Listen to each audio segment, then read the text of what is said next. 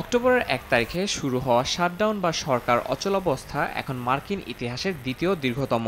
১ মাস পেরিয়ে গেলেও বাজেট নিয়ে সমঝোতায় পৌঁছাতে পারেনি রিপাবলিকান ও ডেমোক্রেটরা। বাজেট পাশে ব্যর্থ হওয়ার পর থমকে গেছে প্রশাসন। প্রায় ৭,৩০,০০০ কর্মী বিনা বেতনে কাজ করছেন। ছুটিতে আছেন আরও ৬,৭০,০০০ কর্মী। ডেমোক্রেটরা আপোষ না করলে ব্যাপক কর্মী ছাঁটাই করবেন বলে হুঁশিয়ারি দিয়েছেন মার্কিন প্রেসিডেন্ট ডোনাল্ড ট্রাম্প। সবচেয়ে বড় আঘাত এসেছে নিম্ন আয়ের জনগোষ্ঠীর উপর। ৪,২০,০০,০০০ মার্কিন নাগরিক যে খাদ্য সহায়তা পেতেন তা এই সপ্তাহে বন্ধ হওয়ার দ্বার প্রান্তে।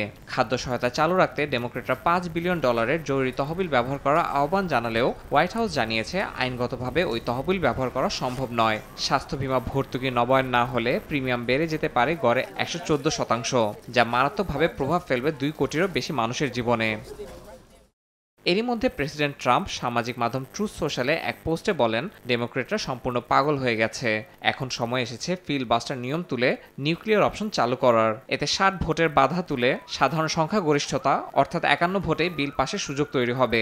এর মাধ্যমে ডেমোক্রেটদের বাধা এড়িয়ে দ্রুত সরকারি কার্যক্রম চালুর পথ খুলতে চান ট্রাম্প। তবে এ নিয়ে রিপাবলিকানদের মধ্যেই দেখা দিয়েছে মতভেদ। অনেকে ট্রাম্পের এই বক্তব্যের সমর্থন করলেও কেউ কেউ স্পষ্টভাবে এর বিরোধিতা করেছেন।